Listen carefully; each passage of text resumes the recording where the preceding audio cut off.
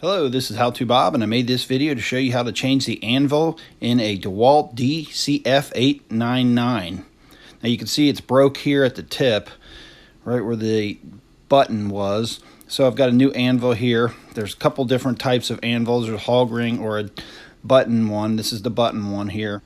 It's a fairly simple replacement.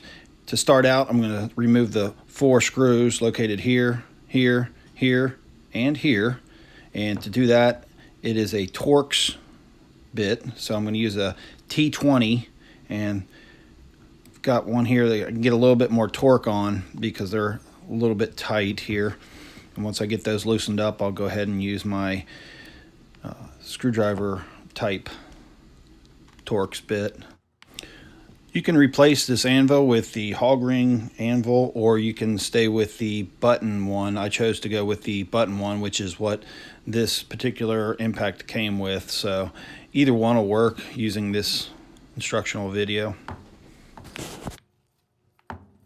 Now that I have all 4 screws removed, I'm going to pull the nose cone out, and with it will come the gear assembly and the anvil on the very end. So I can push up on the anvil and the whole gear assembly will slide out.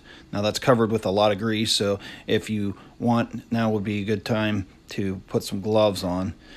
And I'm going to set the nose cone aside, and then I just pull the anvil straight out. It's just sitting on the rod or the spline right in the center. I've got my new one. It just slides right in. Make sure it's in between the 2 gaps there. And I'm going to apply a little grease. It wouldn't hurt to add a little extra grease to the gearing assembly mechanism, and I'm going to just tap a little grease into the gears here, and it'll work its way in once I use the tool a few times. So just doesn't hurt to add a little bit of grease in there. So now I want to line up this little spot here. There's a spline that goes into. You have to kind of turn it around and mate it in, and it'll slide down just like that. Once that slides down into place, I can then put my nose cone back on and put that in place, and then I replace the 4 screws around the outside of the nose cone.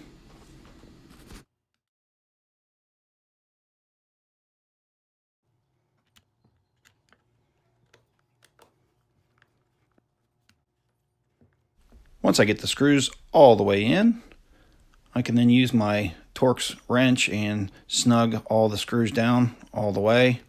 I'm going to snug all 4 of them down. They don't have to be super tight, but I want to make sure they're tight enough. And then all it's left to do is test it out. So that's how you replace the anvil in a Dewalt DCF899. I'm How To Bob. Thanks for watching.